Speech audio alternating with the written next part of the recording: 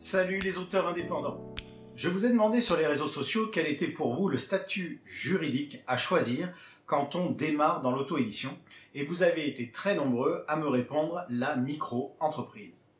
Maintenant, c'est moi qui vais vous dire ce que je pense être le meilleur statut juridique quand on démarre dans l'auto-édition et ma réponse est aucun. Aucun, et je dirais même plus, on s'en fout.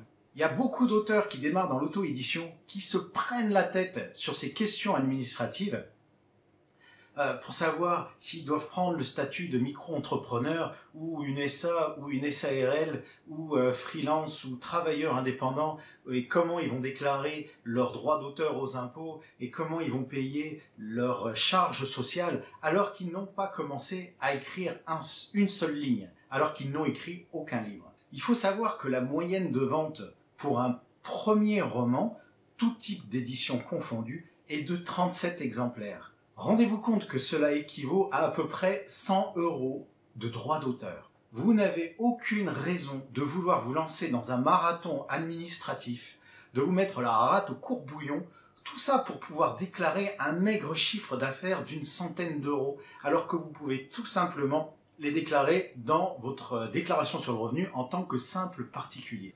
J'ajouterais même que déposer un statut de micro-entrepreneur en début d'activité, ça peut vous coûter pas mal d'argent. En effet, ce statut de micro-entrepreneur, il vous permet de bénéficier de 2 ans d'exonération de charges sociales et fiscales. Or, il faut pas se mentir, pendant les premières années, le chiffre d'affaires d'un auteur indépendant, il est faible, voire même très très faible. Si vous disposez déjà de votre statut de micro-entrepreneur, vous allez perdre ces 2 ans d'exonération alors que vous ne gagnez quasiment rien.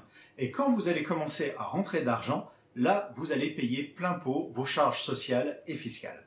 Vous avez donc tout intérêt à attendre le dernier moment avant de déposer des statuts de micro-entrepreneur. La vérité, c'est que pour certaines personnes, ce type de question administrative est un excellent moyen de procrastiner et de repousser la date à laquelle ils vont véritablement commencer à écrire et à se mettre au travail.